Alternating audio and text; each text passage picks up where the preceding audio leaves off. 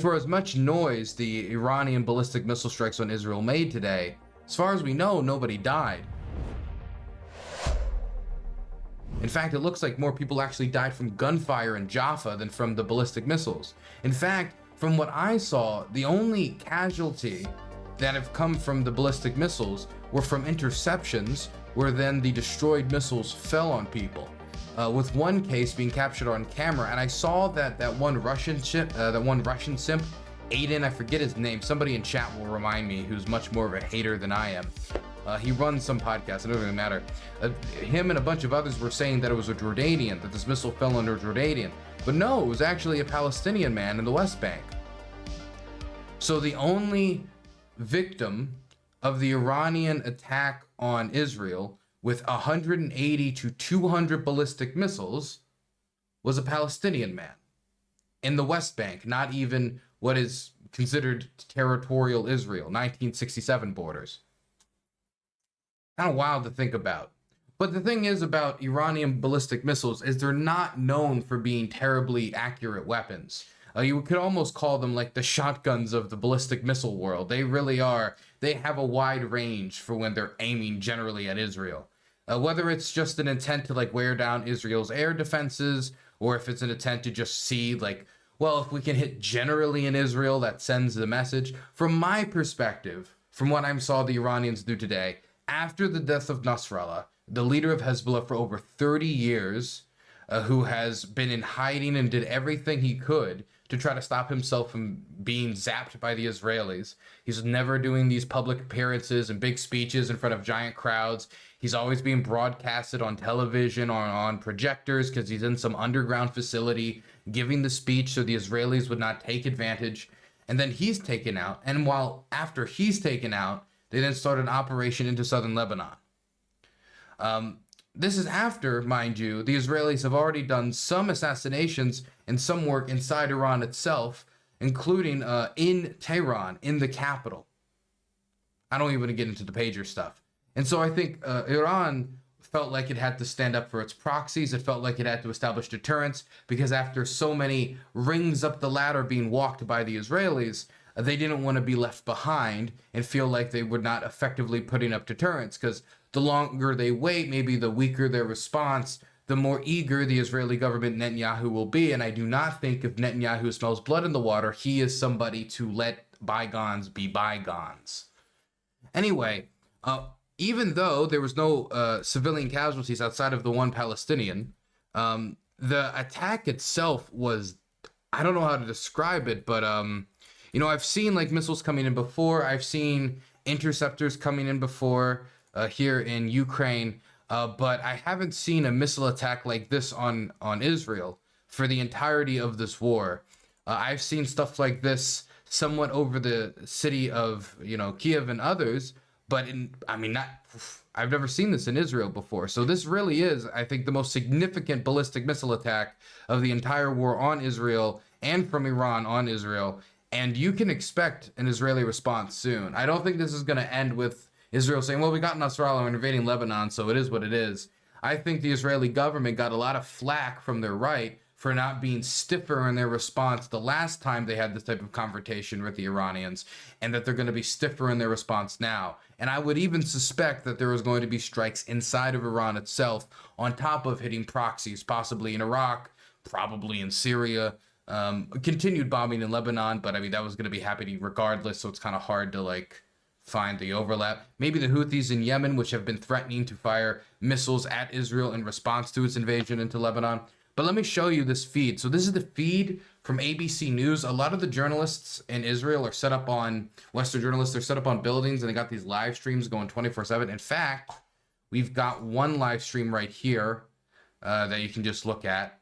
It's not really showing anything right now because, it's just the live stream of what it looks like literally right now. But as they got it up just as these ballistic missiles were coming in, and the footage really is incredible. The commentary is incredible. The live reaction is incredible. And so even though this is, a few hours old, I did want to check it out again with you guys. Of 4 waves of attacks. Now, this is almost, if the 250 figure is right, that's almost double the size of the attack that took place in April. Remember, Iran attacking a... So the rough estimate originally, and I was posting about this as well, was 100 plus. And 100 plus, I said, hey, that's a safe bet, because if it's 300, that's still technically 100 plus. Anyway, then the number was adjusted to like 180, and now I think the number's been adjusted again to 200, but the exact number seems to be somewhere in the range of like 180 to 200. At that time, we suspected that there would be an attack, but this is significantly larger. Israel has warned all of its citizens to take all precautions to try and stay underground if they can. We're certainly hearing the sounds of explosions from Tel Aviv in that feed that is coming from some of the television cameras there. So clearly terrifying moments for people on the ground. And then eventually we'll start to talk about what the response is. Israel has been very clear that if Iran attacks Israel, it is going to respond, and the response is going to be very severe. So we just have to wait and see. 99% of the missiles that were fired at Israel back in April were intercepted. This is double the size. That's a huge test of Israel's resources. Remember, you've got American service personnel on the ground there, as well as American citizens. You've got the U.S. Embassy and obviously lots of other foreign nationals as well. So this will be a terrifying night for many people. You know, we're hearing the sounds of explosions. Again, it's hard at this point to know whether these are intercepts or whether some of these missiles are actually going through. So to stress, we know that this first wave of attacks is now underway. We're told there could be 4. This first wave is over 100 ballistic missiles. There could be as many as 250 in total. Israel has warned that there will be a strong response to Iran. It's been planning this to how to retaliate for a long time, but especially that's been ramped up ever since Hassan Nasrallah was killed. People in this part of the world, here in Lebanon, have been waiting for an Iranian response. Many people have been crying out for it, especially in the Shia world. There's a lot of pressure on Iran to try and respond because its proxies here in Lebanon and elsewhere, certainly Hamas in Gaza, have been under immense pressure from Israel, trying to break this so-called axis of resistance. And this is the response from Iran. But a huge gamble by Iran and a very dangerous night for Israel. And as you mentioned, so I will say that while this is already incredible footage, and when I say incredible, I don't mean like woohoo, but it's like incredible, like it's surreal to watch. And got to give credit to the cameraman for being up there and able to get that footage as they were coming in. The Iranians have already said, and I'm telling you, the Israelis are gonna respond, and I think they're gonna respond within Iran. They could have just responded by bombing some proxies in Syria or something. But they can't just do it by continuing to bomb in Lebanon, because they probably look like they were going to do that regardless. So if they wanted to try to maintain credible deterrence from their perspective, right? It doesn't really matter what, like, our perspective, right? From their perspective, we're trying to predict what's going to happen and not, well, here's my moral virtue and here's my prescription. Just talking about what's probably going to happen. I think they're going to strike within Iran. If not, it would almost certainly be a really heavy response to the proxies, but I think they're going to respond in Iran. When that happens, and they do strike at Iran, what stops the Iran, depending on what targets they hit or what type of response there is, it could de-escalate like the last time where it kind of petered off a little bit and then it stayed at that low hum of tension as it has for the entirety of this war, which is almost 1 year old, and it'll be a year old in 6 days on October 7th. But on the other hand, if Netanyahu tries to take the advantage, Netanyahu ordered a strike on Nasrallah before going to speak to the UN, kills him, the leader of Hezbollah of over 30 years. He then starts a ground invasion over into Lebanon, which is widely supported by the Israeli public, to take the border communities where they see the most threat from missiles into northern Israel. And so they are doing a military operation. That's another escalation that has occurred. They have done the pager attack. They did and the radio attack was an outgrowth of the pager attack. And we're not even talking about the blowing up of IRGC officials in Lebanon or the assassination of, the other official within Tehran. And so if there is a follow-up and we get something else like that, maybe it's an IRGC official in Tehran, maybe it's a bunch of IRGC officials in Syria or otherwise, where therefore they're not striking within Tehran, but they're taking out high-ranking officials. or if they strike some facility within Tehran. Say, some people talk about nuclear facilities. I don't know about that, if they're going to strike any of those facilities, or if they're going to strike other military assets. I don't know, but let's say that they go balls to the wall. Let's say that they decide, we're not just going to do a tap to make you guys know that we can hit you, to try to just, show some visible representation of deterrence while just showing we can hit you. No, we're going to hit real military assets. We're going to hit things that are valuable to you. We're going to hit a port. We're going to hit a ship. We're going to hit military installations. We're going to hit missile storage. We're going to hit army bases. We're going to hit something. We're going to kill a bunch of high-ranking officials.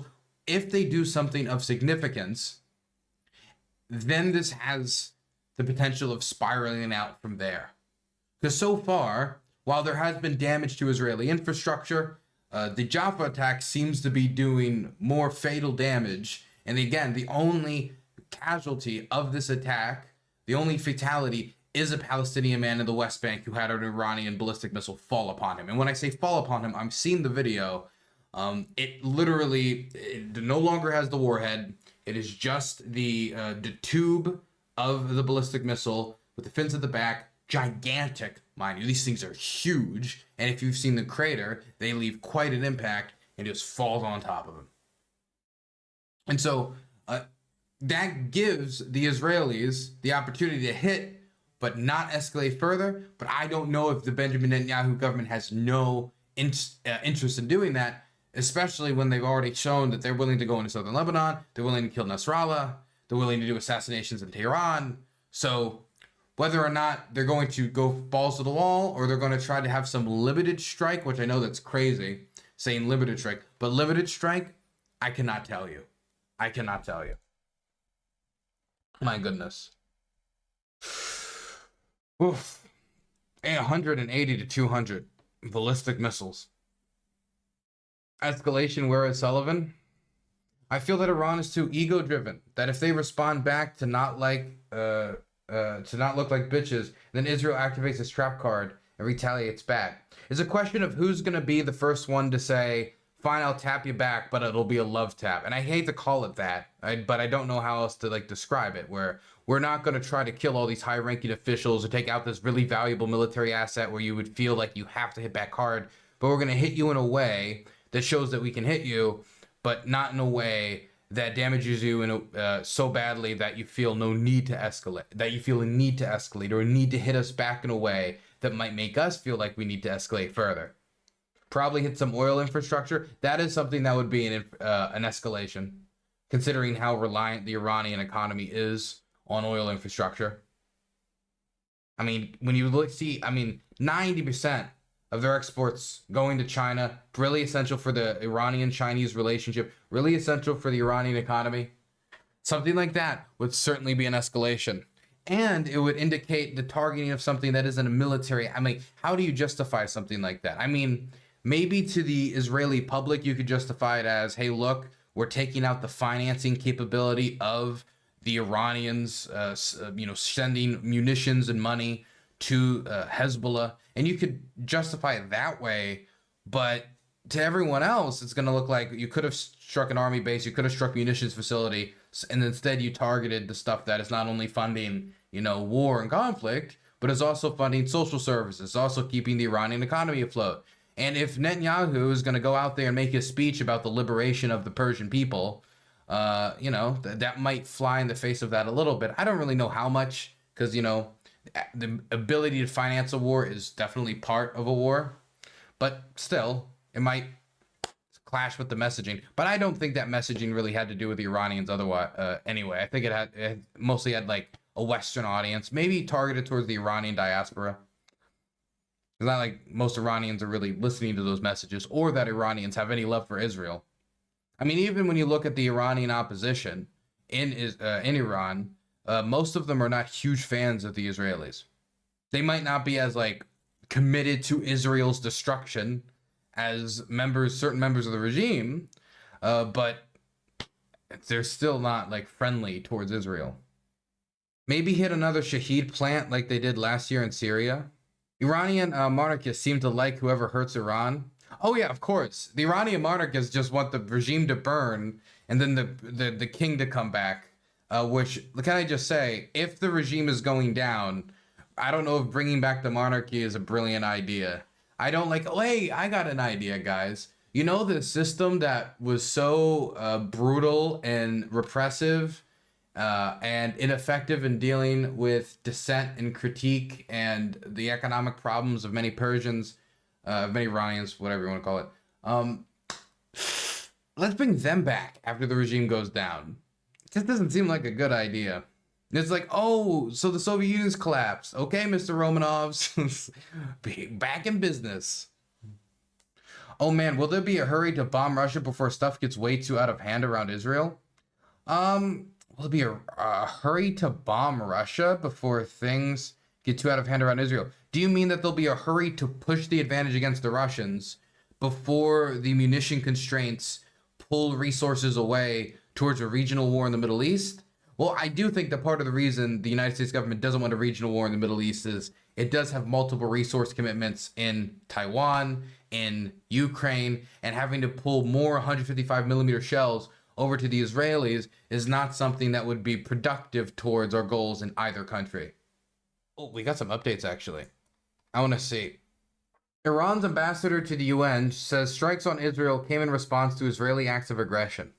Iran's UN ambassador is warning Israel that in response to any act of aggression against Tehran will be swift, decisive, and stronger than before. Iran's UN ambassador said in letters to the United Nations Security Council and Secretary General Antonio Guterres late Tuesday that its missile strikes against the military and security targets in Israel were carried out in self-defense under the UN Charter in response to Israel's aggressive actions. He pointed out that to the assassination of Hamas leader Ismail Haniyeh, that's I never know how to pronounce his name correctly. Ismail in Tehran. He's Hamas's political leader that was assassinated in Tehran. That was a kind of a, you could call it a breach of Iranian sovereignty, but it was a targeted assassination of him.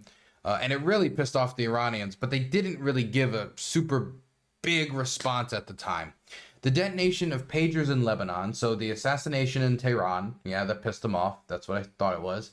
Detonation of pagers, makes sense. And the September 27th assassination of Nasrallah, which I imagine is probably one of the bigger ones. And the Iranian general Abbas, oh my gosh, that name, Nufushuran, we'll just call him Abbas. Not the other Abbas, this Abbas, in Beirut. He said the Security Council in action has allowed Israel to flagrantly breach all red lines and violate the core principles of international law. He reiterated Iran's call for the Council to urgently and decisively intervene to halt Israel's continued aggression and war crimes against Lebanon, Gaza, and Syria to prevent the situation from escalating into a full-scale regional war. Man, Israel reopens its airspace. Senior Israeli diplomat warns of painful response to Israel attack. Wait, it says watch. Where's the watch? Oh, I didn't know AP had a media player. Well, let's see if it's garbage or not.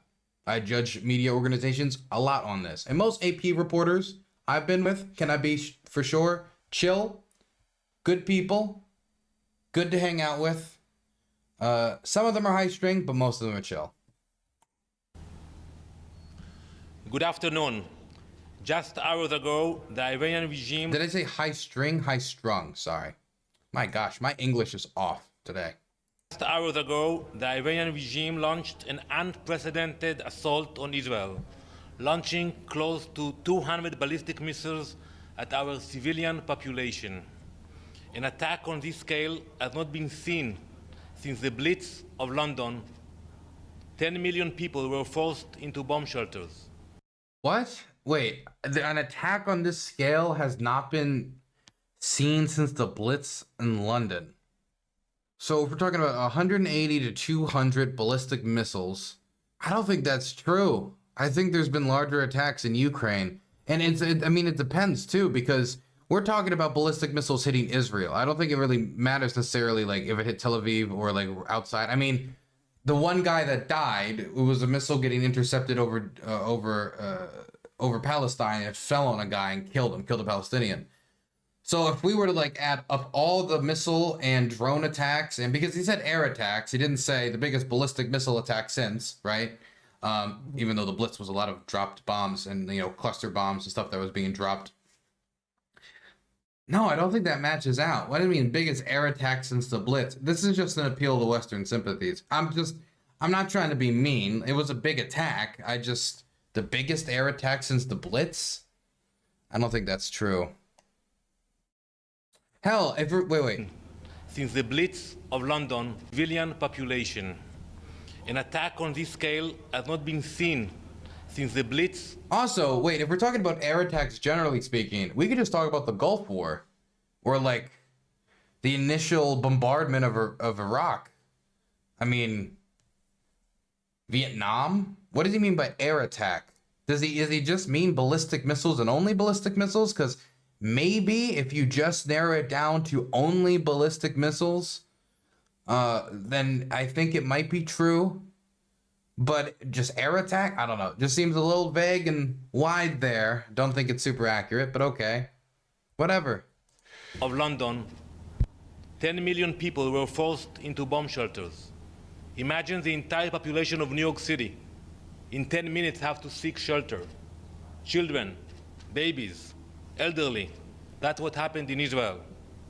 The Islamic regime in Iran has now shown the world its true face. They are a terrorist state. For years, they have armed terrorists and rogue states.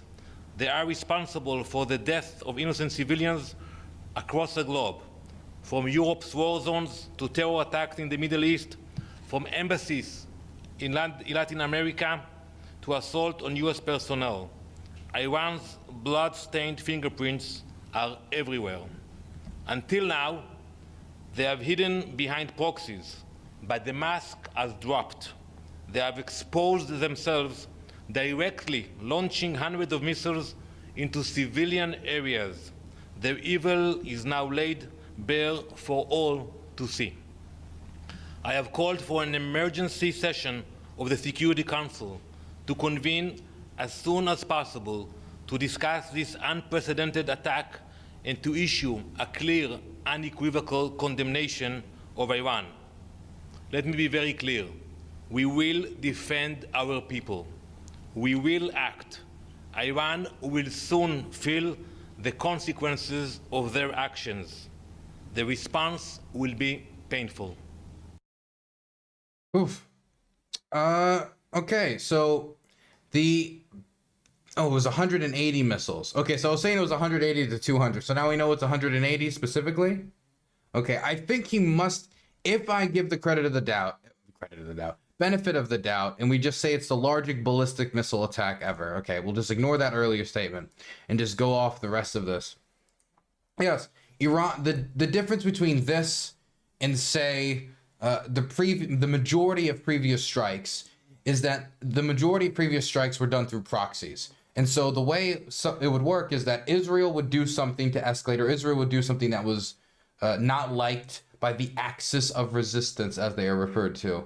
And then they would respond by having either the Houthis bomb them or some proxy in Iraq bomb them. I don't know, like some PMF militia or something. A militia in Syria, usually maybe some Hezbollah soldier or something in Syria. Or, of course, Hezbollah in Lebanon respond and bomb them. And Hezbollah started bombing Israel the day after the October 7th attack. On October 8th is when they started launching the first missiles over the border, rockets over the border into northern Israel in support of Hamas after the attack.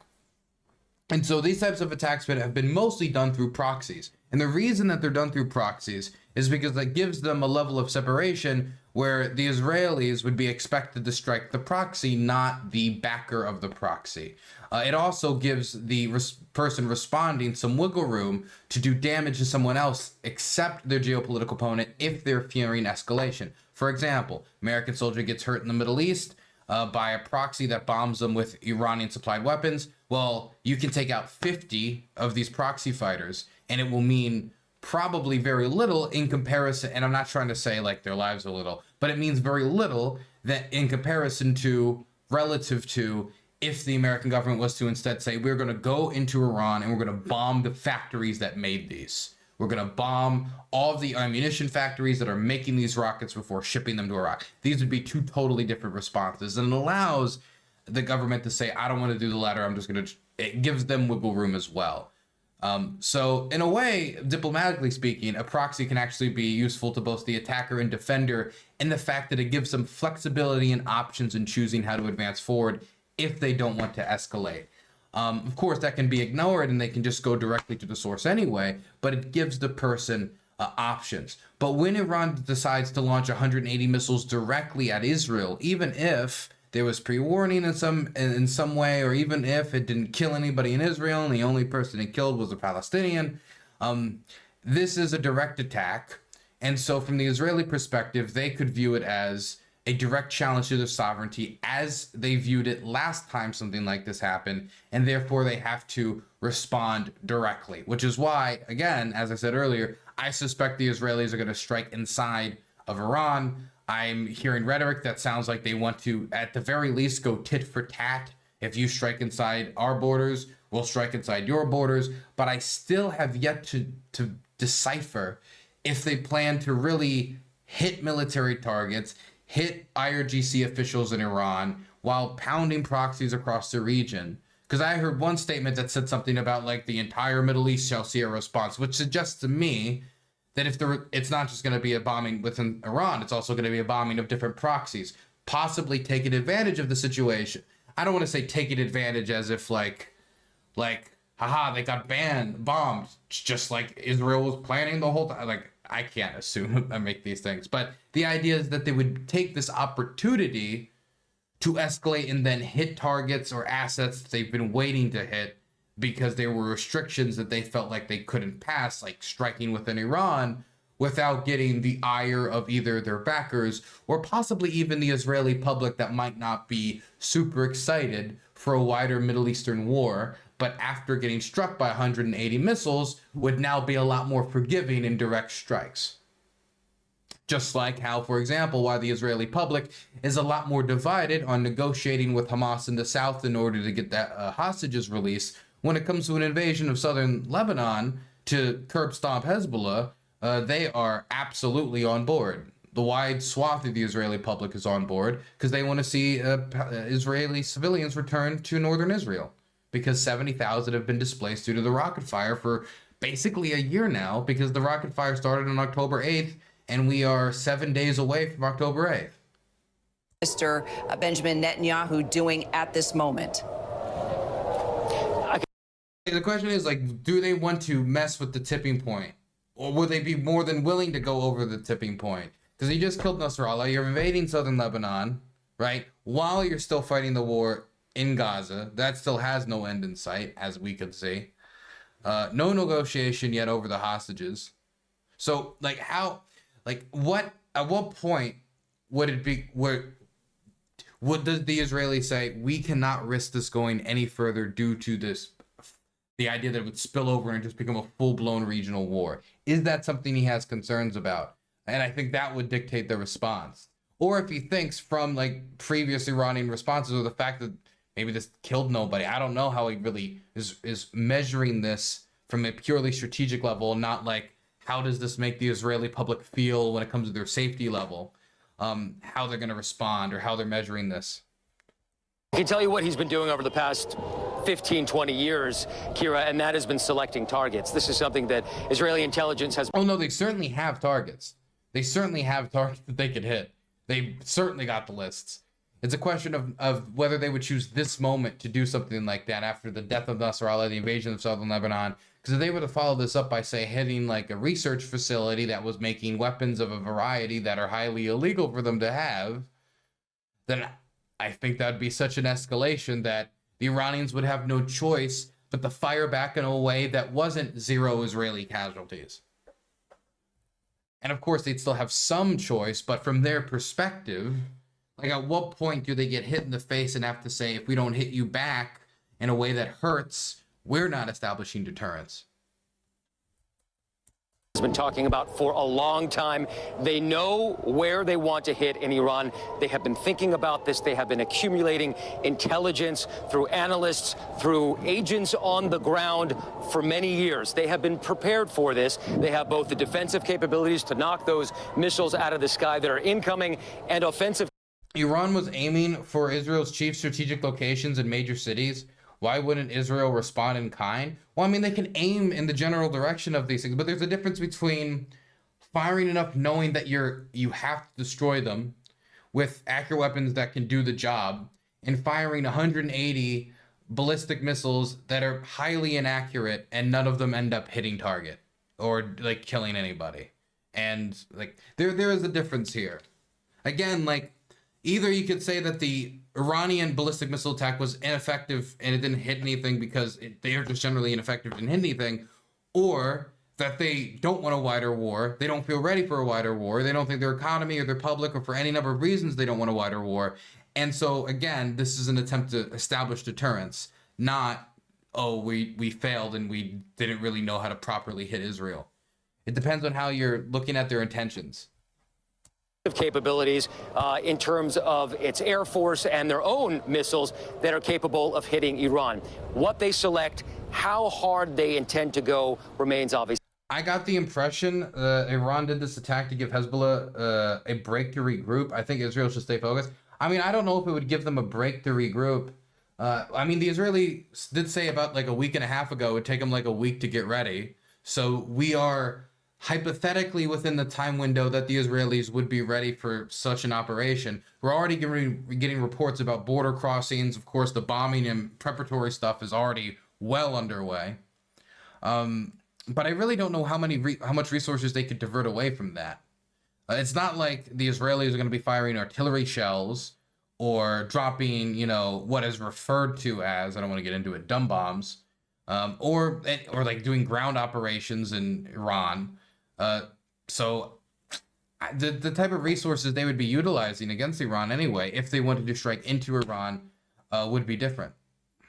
Bibi has already said they'll retaliate. Of course they're going to retaliate. It's just a question of whether they decide to hit Iran really, really hard or reestablish deterrence while continuing to pursue the goals that they already have in Gaza and in southern Lebanon. The biggest question at this point. I think a lot of it depends on the damage we see here in the coming hours, Kira. We're being told by security sources that the IDF is about to put out the latest bulletin about possible damage. Some of those missiles, or parts of them, have come through. We don't know if there are any casualties yet, but I'm told that they're going to inform us in the coming minutes of what happened. I don't think, from my understanding from just speaking to a military source, that there's any severe damage at that point. And that will certainly calibrate the kind of response that we're going to see from Israel. Just as we got out to this balcony again. This is my point right now. He's kind of restating my point in a way. The fact that the fact that the amount of damage an Iranian strike on Israel would do does affect the response or what Israel feels flexible enough to do. For example, let's say that the ballistic missiles ended up killing like Ben Gvir, or it ended up killing like 100 Israeli soldiers. It hit like an army barracks and hit right in the sleeping quarters, and 100 guys died. And that type of stuff's happened here in Ukraine before, and it's, you know, every time it's a tragedy. If something like that happened, Israel, from a political the Israeli government from a political standpoint would have their hands tied. They'd have to hit the Iranians back, and they'd have to hit them back hard. And there would be a moment where you're really risking complete full-blown regional war. And if the Iranians don't want that, because they don't feel economically prepared to do it, they don't feel like they'd get backing from other powers that would help them pursue this. Maybe the Russians are a little preoccupied, I don't know. Maybe they don't think they'd win. It could be any number of things that are constraining them so that they would, again, be striking them to establish deterrence and not much else.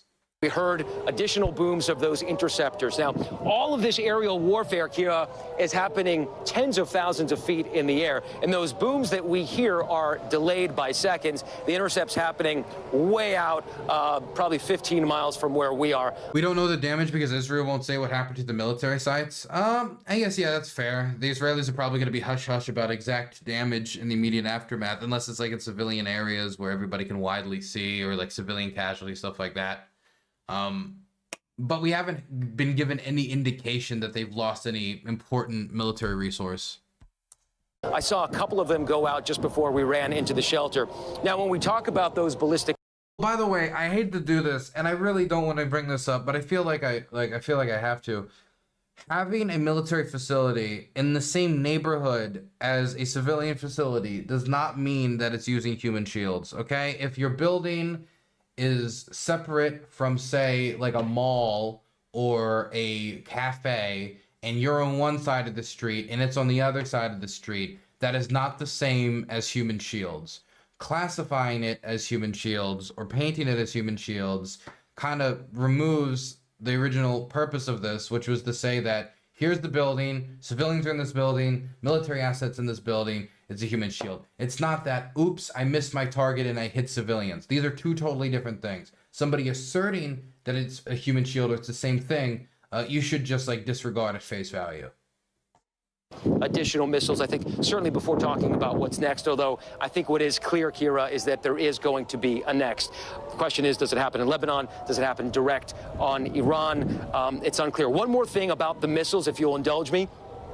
Iran learned from April when it launched 300 cruise missiles and drones and missiles. The cruise missiles and drones were all intercepted. The only thing that got through were those ballistic missiles. Also, I'll tell you that I don't remember hearing any American jets flying over the city to go intercept any of these missiles on their pathway here.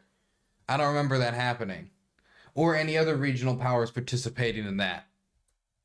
A siren that's not related to us. That's a police siren. So the only... Okay, I'll stop, okay? I hate doing the compare and contrast of the... It feels like a suffering contest every time. I'm just saying that, like, it's a little disorienting. Missiles that got through were the ballistic kind, those bus-sized missiles. That's why they only fired those on this round. That's my assumption, at least. And it does appear that some have managed to evade Israel's aerial defense array. Kira. So let's put this in perspective then, Matt, as you just described the ballistic missile in detail, its capability, its size, the kind of destruction. By the way, if you film the footage that they're showing right now in Ukraine, you'd go straight to prison. Actually, I should be quiet. Look, any footage that you take of stuff like this and you post online, the Ukrainian government considers it like, hey, you just showed our air defense positions that are very, vulnerable. We don't have a lot of them, and so you can get in big trouble. And I mean, like, I think even the Dushka stuff, like on the back of the trucks, that shouldn't really be an issue because those move around. They're mobile air defense systems. But you can't post that at all. You can't.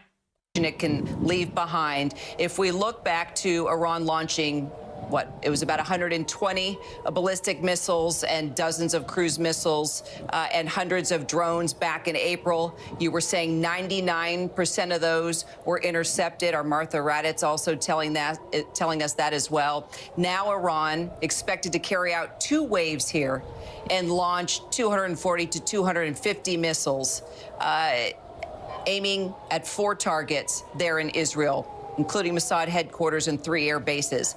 Let's talk about, although we want to remind folks when Iran launched those missiles last time around and 99% of them were intercepted, we are talking about double this time around and 2 waves. Yeah, I was heard in 2 waves. Was there 2 waves of the missiles, or are they saying that originally there was a report there was going to be a second wave and then there wasn't a second wave? Because I know the Iranians have said that they basically hinted at the idea. It wasn't a hint. They just basically threatened that, like, we reserve to continue the struggle, whatever. Some message along those lines that, future waves could come. More significant. The biggest concern is the swarming factor, right? If they fire a lot of them at once, Israel's air defenses are incapable of handling, of filtering through all of the missiles. Had they fired maybe 200 at once, it would have been an even bigger threat. But still, salvos of several dozen at a time. That is another good point. And this is another actually point in the column of this being purposefully done in a way to limit damage in order to try to contain an escalation spiral. If they were to fire all 200 of them, or it was 180, 180 of them at the same time to penetrate Israeli air defense, it would have a better chance of getting through because you'd be overwhelming the system all at once. But by like doing 1 wave, 2 wave, 3 wave, and having them knocked down that way, well, then it's easier to shoot them down because the air defense system can take its time and it's not as overwhelmed. Some will still get through, but it's not as overwhelmed. How and what would be possible targets for Israel and Iran? I mean, like anything, I mean, what you'd probably think, you know, military bases, weapon storage facilities, maybe research facilities of a, you know, atom variety, but that would be real. I don't even want to think about it. But I mean, there's a million different targets that they could hit. They probably have for decades been building lists of targets in Iran. So my question to you isn't what would they hit, and just what wouldn't they want to hit if given the opportunity without retaliation. But the problem is that there will be retaliation in some sort. And so that's probably going to dictate Israeli action if they're, at least they should be knowledgeable, of course, of what the Iranians will do.